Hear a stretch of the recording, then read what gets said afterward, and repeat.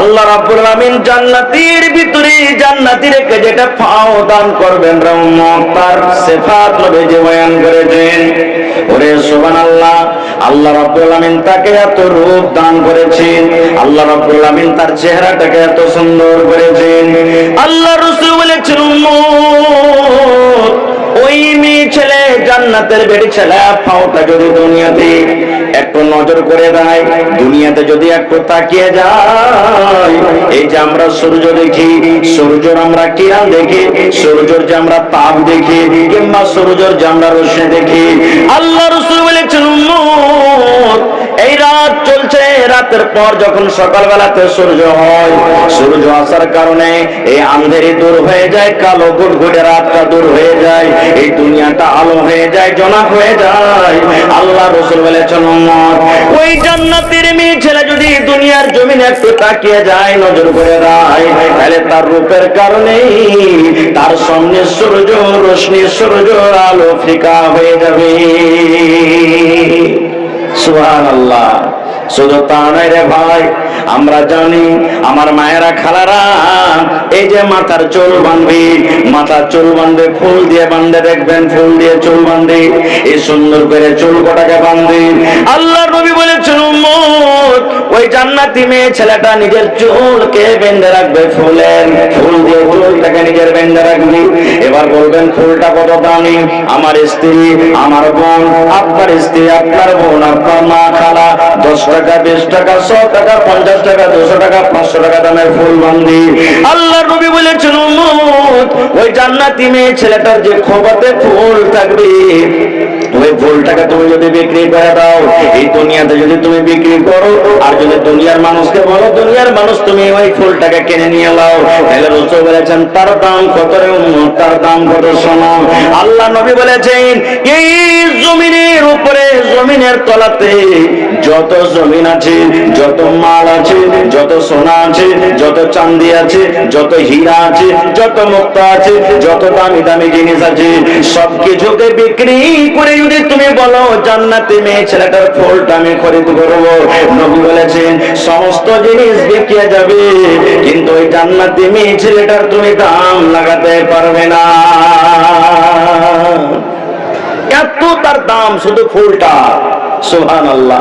তবে ভাই, যদি ফাওটা যদি এত মর্যাদা, এত আল্লাহ তাবারক ওয়া তাআলা যদি তার গুণ বয়ান করেন, আল্লাহ রাসূল যদি তাকে এত আল্লাহ তাবারক ওয়া তাআলা সুন্দর করেছেন, তাহলে যে অরিজিনাল আল্লাহ তাআলা আপনাকে যে বিবি দান করবেন, অরিজিনাল যেটা হুর বেটি ছেলে দান করবেন, সুবহানাল্লাহ, সে কেমন হইতে পারে? এই জান্নাত লাভার ইচ্ছা আছে না নেই? আছে। জোরে বলেন, ইচ্ছা আছে না নেই? আছে। সুবহানাল্লাহ। আর একটু আগে চলেন। আল্লাহ তাবারক ওয়া তাআলা জান্নাতের ভিতরে যে মেয়ে ছেলে দান করবেন, বেটি ছেলে দান করবেন, হযরত আদম আলাইহিস সালামকে যখন জান্নাতের ভিতরে সৃষ্টি করলেন, জান্নাতের ভিতরে রাখলেন, আদমের কিন্তু মন লাগে না, এত এত জান্নাতের ভিতরে নিয়ামত, কিন্তু আদম আলাইহিস সালামের মন লাগে না, মনে হয় আরো কিছুরই দরকার আছে। আল্লাহ রাব্বুল আলামিন তো জানছেন আমার আদম কিসে খুশি হবে, আদম কিসে হাসবে। আল্লাহ রাব্বুল আলামিন হযরত আদম আলাইহিস সালামের বামের রেড়ের টেরা হাড্ডি থেকে মা হাওয়াকে তৈরি করে দিলেন। যেমনই মা হাওয়াকে হযরত আদম আলাইহিস সালাম দেখলেন, ওরে সুবহানাল্লাহ, তার মুখে কিন্তু হাসি ফুটে গেল। এই জন্য মুসলমান, আমার ভাইয়েরা, আল্লাহ রাব্বুল আলামিন জানেন আমার জান্নাতি বান্দাদের জন্য, বান্দাদের জন্য আমি জান্নাতের ভিতরে অনেক নিয়ামত রেখেছি। দুধের নহর আছে, পানির নহর হবে, শাহাদের নহর হবে, শরাবের নহর হবে, ফলের ফলমূল হবে, আমের গাছ হবে, লিচুর গাছ হবে, কলার গাছ হবে, বিভিন্ন রকমের ফলমূল হবে। কিন্তু জান্নাতের ভিতরে যদি বেটি ছেলে না থাকে, জান্নাতের ভিতরে যদি আমি মেয়ে ছেলের জন্ম না করাই, জান্নাতের ভিতরে যদি মেয়ে ছেলে না থাকে, আমার জান্নাতে বান্দাদের মন লাগবে না। এই জন্য আল্লাহ রাব্বুল আলামিন ওই জান্নাতের ভিতরে মেয়ে ছেলের ব্যবস্থা করে রেখেছেন। এই আমার মায়েরা খালারা, যেই মহিলারা জান্নাতের ভিতরে আছে, হুরেরা যারা জান্নাতে আছে, দুনিয়ার মহিলারা, দুনিয়ার মা খালারাকে ডাক দেয়, বলে কারাকে? যে মা খালা নিজের স্বামীর সাথে ঝগড়া করে, যে নিজের স্বামীকে কষ্ট দেয়, যে মায়েরা খালারা নিজের স্বামীর আদব করে না, যে মায়েরা খালারা নিজের স্বামীর সেবা করে না, ওই জান্নাতে হুরেরা ডাক দে বলে, ওরে খালেদা, জায়েদা, সাফিয়া, হালেমা, তোরা শুন রে, এই তোদের স্বামী যে তোদের বাড়িতে আছে, এই তোদের স্বামী যে তোদের ঘরে আছে রে, এরা বেশি দিনকার মেহমান নয় রে, এরা বেশি দিনকার তোমাদের কাছে মেহমান নয়। এদের জীবনকাল 80 বছর হবে, এদের জীবনকাল 50 বছর হবে, এদের জীবনকাল 100 বছর হবে, এদের জীবনকাল 40 বছর হবে। এই জন্য এই পিপরা ধানগাঁও এলাকার মায়েরা খালারা শুনে নেন, ওই জান্নাতে মেয়ে ছেলেরা ডাক দিবার বলবে, এ মেয়ে ছেলেরা, দুনিয়ার নারীরা তোমরা শোনো, খবরদার তোমাদের স্বামীকে তোমরা কষ্ট দিও না, খবরদার তোমার স্বামীকে তোমরা গাল দিও না, খবরদার তোমার স্বামীর সামনে সম্মান করে কথা বলিও না, খবরদার তোমরা তোমার স্বামীকে খুশি রাখবে, কারণ এই দুনিয়ার কিছুদিনের জন্য মেহমান, এগুলা হলো আমাদের স্বামী, এগুলা হলো আমাদের পুরুষ। এই দুনিয়া ছাড়ার পর সারা জীবনের মতো তারা আমাদের জন্য হয়ে যাবে, আমাদের কাছে আসবে। এই জন্য দুনিয়ার মেয়ে ছেলে তোমরা শোনো, তোমাদের স্বামীকে তোমরা জীবনে কষ্ট দিও না। নারে তাকবীর, সুবহানাল্লাহ। এই বেটি ছেলে, এই সুন্দর সুন্দর নারী হুরকে আমাদের পাওয়ার এই মনে ইচ্ছা জাগছে না, জাগে না ভাই? যারা বলেন যাচ্ছে না, জাগে না? সুবহানাল্লাহ। আচ্ছা আপনারা বলেন তো, রাস্তা দিয়ে আপনি হেঁটে যাবেন, বুঝার জন্য বলছি ভাই, মনে কেউ চলিবেন না কেউ। একটা 80 বছরকার বুড়ি হেঁটে দিচ্ছে, আর একটা জোয়ান বেটি ছেলে 18-20 বছরকার হেঁটে দিচ্ছে, মানুষ যদি দেখে তো কোনটাকে দেখবে? যারা বলেন কোনটাকে দেখবে? হ্যাঁ, আল্লাহ রাব্বুল আলামিন কোরআনে বলছেন, কোরআনের কথা বলছে ভাই, ইন্নালিল মুত্তাকিনা মাফাজা হাদাইকা ওয়া আনাবা ওয়া কাওয়াইবা আতরাবা। ওরে সুবহানাল্লাহ, আল্লাহ রাব্বুল আলামিন বলেন, ইন্নালিল মুত্তাকিনা মাফাজা, যারা মুত্তাকি, যারা পরহেজগার, যারা ভালো, যারা নেককার, যারা সালেহ, আল্লাহ বলেন তারা কামিয়াব হয়ে গেল, তারা কামিয়াব হয়ে গেল, তারা কামিয়াব হয়ে গেল। এবার মুত্তাকি ভালো লোক যখন কামিয়াব হয়ে গেল, আল্লাহ রাব্বুল আলামিন বলেন, মুত্তাকি পরহেজগার বান্দারে, হাদাইকা ওয়া আনাবা, তোমাদের জন্য জান্নাতের ভিতরে বাগান আছে রে, বাগান আছে, বাগান আছে, আর রং বেরঙের তোমাদের জন্য আঙ্গুর আছে, তোমাদের জন্য ফল আছে, আর কি আছে? ওয়া কাওয়াইবা আতরাবা, এমন সুন্দর সুন্দর মেয়ে ছেলে তোমাদের জন্য আমি জান্নাতে রেখেছি, যে হলো কাওয়াইব, যাকে কাওয়াইব আল্লাহ নিজে বলেছেন। কাওয়াইব মানে যার বুক উঁচা, যার সিনা খানটা উঁচা। আপনারা দেখবেন একটা 80-85 বছর বুড়ির নিজের সিনা নিজের ছাতি উঁচা হবে না, কিন্তু 18-20 বছরকার মেয়ে ছেলেকে দেখবেন তাদের সিনা উঁচা হয়, আর পুরুষ লোকের নজর সর্বপ্রথম কিন্তু তার দিকে পড়ে। আল্লাহ রাব্বুল আলামিন নিজে বলেন, বান্দারে, আমি মুত্তাকি পরহেজগারের জন্য জান্নাতের ভিতর আমি মেয়ে ছেলে রেখেছি, যার সিনা বুক খানা উঁচা হবে। সুবহানাল্লাহ। এরকম মেয়ে ছেলেকে আমি রেখেছি। ওখানে দুধের নহর আছে, যখন ইচ্ছা দুধ পান করতে পারবেন, তবে দুনিয়ার মতন দুধ নয়। ওখানে মধু আছে, তবে দুনিয়ার মতন শাহাদ মধু নয়।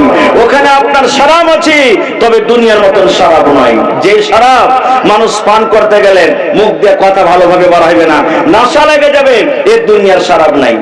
আচ্ছা আপনারা বলেন তো, ঘটনা আপনারা শুনেছেন বা পড়েছেন, আল্লাহ নবী সাল্লাল্লাহু আলাইহি ওয়াসাল্লাম একদিন রাতের বেলাতে ঘুমিয়েছিলেন, জিবরিল ফেরেশতা এলেন, নবীকে নিয়ে গেলেন। সেই রাতের নাম হলো মেরাজ, তাকে শবে মেরাজ বলা হয়েছে। যে রাতে 50 ওয়াক্তের নামাজ থেকে আল্লাহ কয় ওয়াক্তের দিয়েছেন? জোরে বলেন, 5 ওয়াক্তের নামাজ। সেই রাতটার নাম কি? শবে শব মানে রাত, মেরাজ মানে সিঁড়ি। এই যে দেখবেন 1 আসমান, 2 আসমান, 3 আসমান করে করে গেছিলেন। তো জিবরিল ফেরেশতা নবীকে সাথে করে কোথায় নিয়ে চলে গেলেন?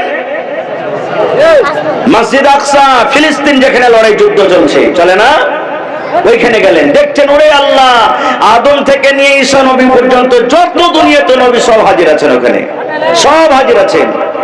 এবার 2 রাকাত কিন্তু নামাজ পড়াইতে হবে। কে নামাজ পড়াবে?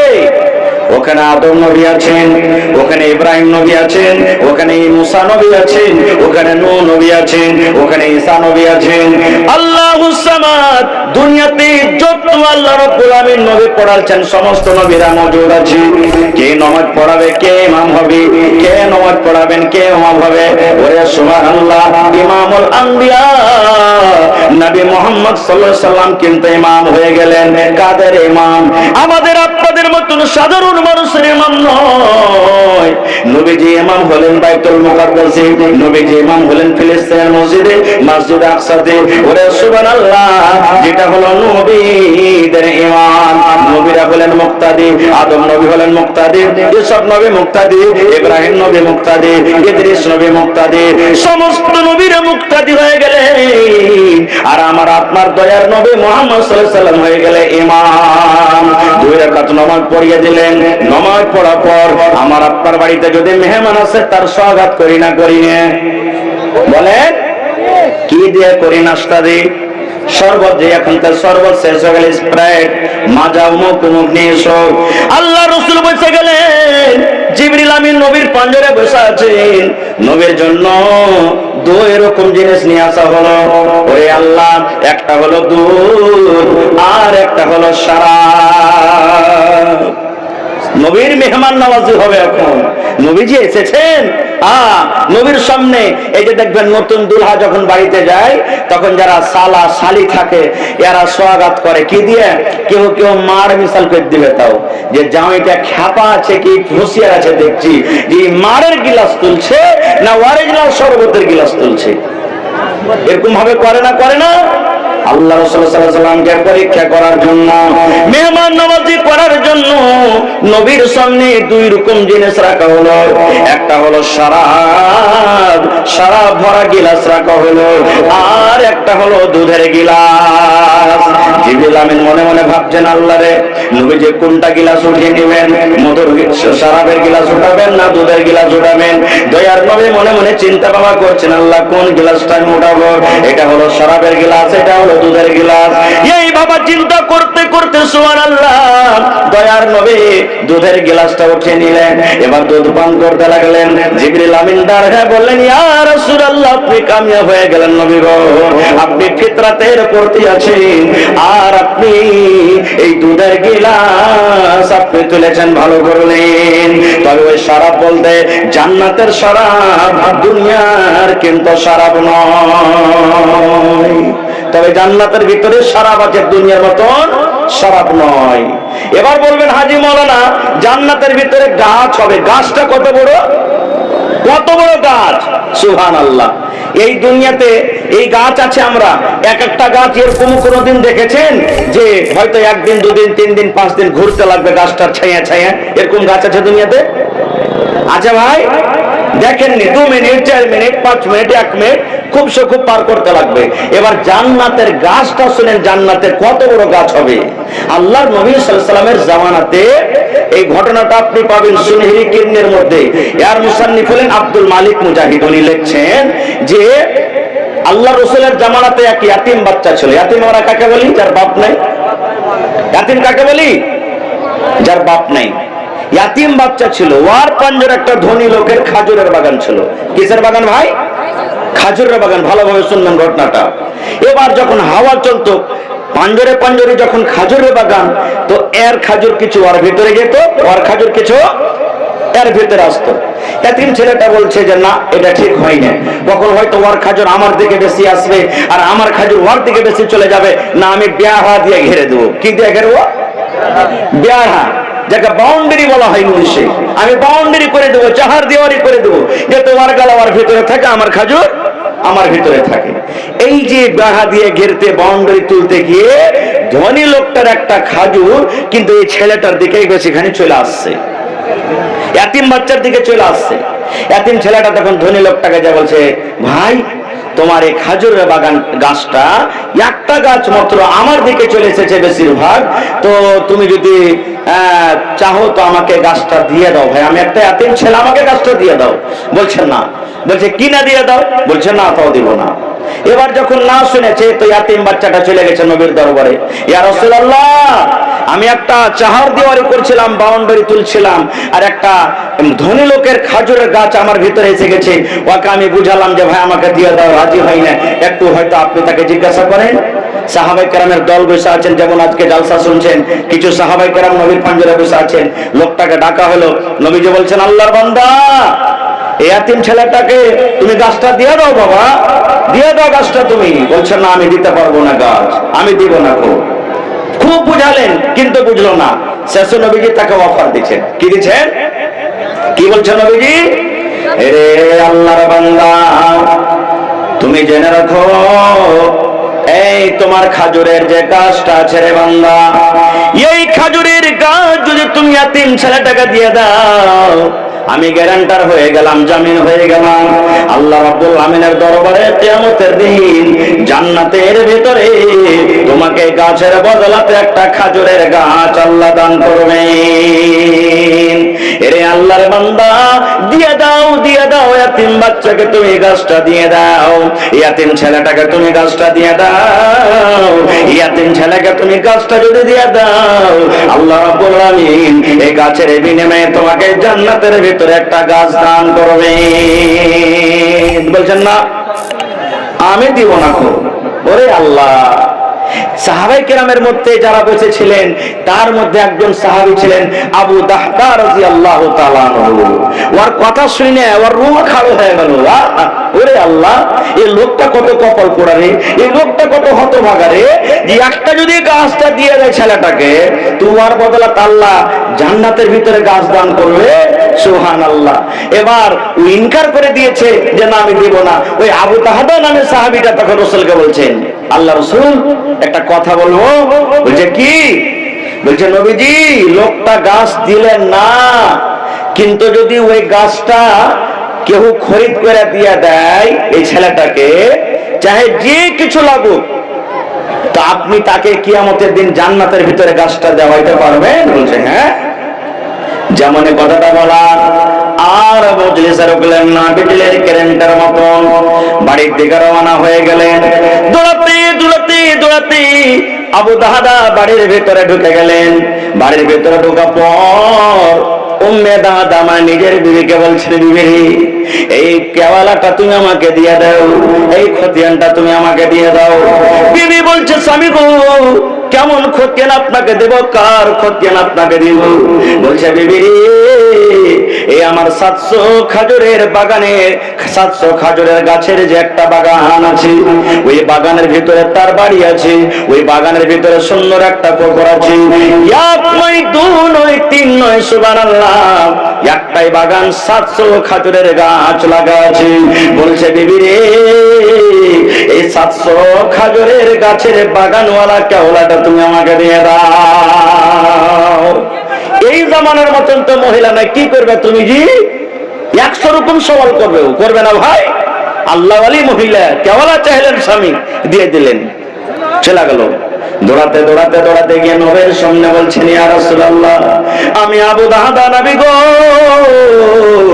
এই গাছটা খরিদ করার জন্য আমি এসেছি গো নবীজি। এই গাছ খরিদ করার জন্য নবী নয় গো, আমি জান্নাতের একটা গাছ নেওয়ার জন্য আমি এসেছি। নবী বলছেন, কি তুমি এনেছো? এবার নবীজি বলছেন ওই ধনী লোকটাকে, আরে আল্লাহর বান্দা, এই আবু দাহদা তোমার কাছে এসেছে ওই গাছটা কেনার জন্য। এবার লোকটা বলছে, কি আছে বাগানে, কত বাগান আছে, কিংবা কেওলাতে কি আছে? এবার আবু দাহদা বলছেন, আল্লাহর বান্দা রে, দয়া করে তুমি এতিম বাচ্চাটাকে এই গাছটা দিয়ে দাও, আর আমার 700 খাজুরের গাছের একটাই বাগান আছে, তার মধ্যে আমার বাড়ি আছে, তার মধ্যে একটা সুন্দর পুকুর আছে যার পানি খুব মিষ্টি, ওই বাগানটা তোমাকে বাড়ি সহ পুকুর সহ দিয়ে দিব। আরে আল্লাহর বান্দা, তুমি এতিম ছেলেটাকে গাছটা দিয়ে দাও, আর এই কেওলা তুমি নিয়ে নাও, এই খতিয়ান আমার কাছ থেকে নিয়ে নাও, যে বাগানে আমার বাড়ি আছে, আমার পানি পান করার জন্য একটা পুকুর আছে, এবং 700 খাজুরের গাছ লাগা আছে। ধনী লোকটা বলছে, ওরে আল্লাহ, একটা খাজুরের গাছ আমি তাকে দেব, আর তার বদলে তো আমাকে 700 খাজুরের গাছ দেবে? তখন লোকটা বলছে, আবু দাহদা, তুমি মজা করছো নাকি? আমাকে পাগল মনে করেছো? হযরত আবু দারদা বলছেন, না রে ভাই, মজাক করি না রে ভাই, সত্য আমি এই তোমাকে বলছি, এই 700 খাজুরের গাছের কেওড়া তুমি নিয়ে নাও, আর দয়া করে এই গাছটা তুমি তাকে দিয়ে দাও। এবার যখন খরিদ বিক্রি হয়ে গেল, কেওড়া হাতে নিয়ে নিল, এতিম বাচ্চাটাকে গাছটা দিয়ে দিল। এবার আবু দারদা বাড়ি চলে গেলেন। দৌড়াতে দৌড়াতে বাড়িতে গিয়ে দরজাতে তার হয়ে গেলেন রে বন্ধু। দরজাতে তার হওয়ার পর বাড়ি তার ঢুকে না, দরজা থেকে বিবিকে ডাক দিয়েছেন, ওকে দাদা রে, তুমি বাড়ি থেকে বের হয়ে যাও। এবার তার স্ত্রী বলছেন, স্বামী গো, আপনি বাড়ির ভিতরে আছেন কেন? আপনি দরজা থেকে আমাকে ডাক দিয়েছেন। বলছে, বিবি রে, এই বাগান বিক্রি করে দিয়েছি রে বিবি, এই বাড়ি বিক্রি করে দিয়েছি, এই আমি এই কুয়া বিক্রি করে দিয়েছি, এই জন্য বিবি রে, এই বাগান আজ থেকে আমাদের আর নয়, এই বাড়ি আমাদের নয়, এই পুকুরটা আমাদের নয়। ও আবু দাদা, উম্মে দাদা, ছেলে মেয়েরাকে নিয়ে নাও, আর দরকারে যেগুলা সামান আছে নিয়ে নাও, আরে বাড়ি খালি করে দাও, এই বাড়ি থেকে বের করে দাও, কারণ এই বাগান এই বাড়ি আমি বিক্রি করে দিয়েছি। নারে তাকবীর। এবার বলছেন বিবি, স্বামী একটা কথা জিজ্ঞাসা করব। বলছে, কি? বলছে, কত টাকাতে আপনি বাগানটা বিক্রি করেছেন? কতটি টাকাতে আপনি বাগানটা বিক্রি করেছেন, আর কি কারণে করলেন? ওরে সুবহানাল্লাহ, দেখেন হযরত আবু দারদার উত্তর। বলছে, বিবি রে, কত টাকাতে নয় রে বিবি, কত টাকাতে নয়, মাত্র জান্নাতের একটা গাছের বিনিময়ে আমার এত বড় বাগান এবং বাড়িকে আমি বিক্রি করে দিয়েছি।